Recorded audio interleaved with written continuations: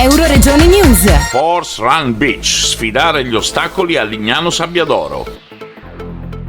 Un fine settimana incredibile con una competizione mai vista in Friuli Venezia Giulia, impegnativa ma anche divertente. La prima prova in regione del campionato italiano di OCR, corsa a ostacoli, valida per il campionato europeo, si è disputata sabato a Lignano Sabbiadoro all'interno del villaggio Bella Italia. Domenica mattina c'era invece la gara valida per il campionato triveneto di OCR, ma anche una aperta a tutti con la Turtle, cui era consigliato partecipare con abbigliamento particolare, se non vere e proprie maschere. Abbiamo visto Superman e anche la sua compagna, Spider-Man, Flash e tanti altri supereroi. A Nicola Schena, che con la sua squadra ha realizzato la prima edizione della Force Run in Friuli Venezia Giulia, chiedo com'è andata.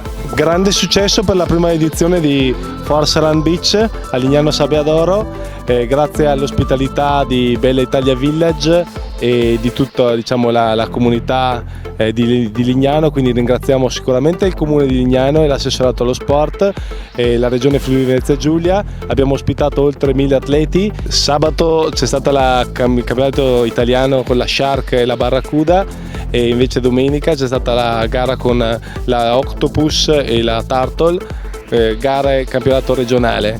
Grande successo.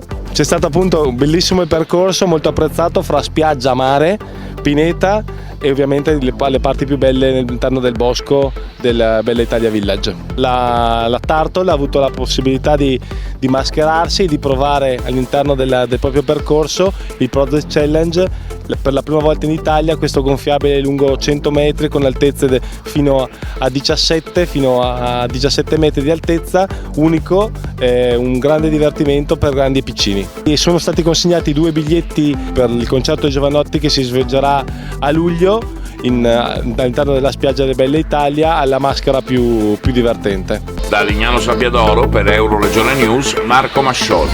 Euroregione News.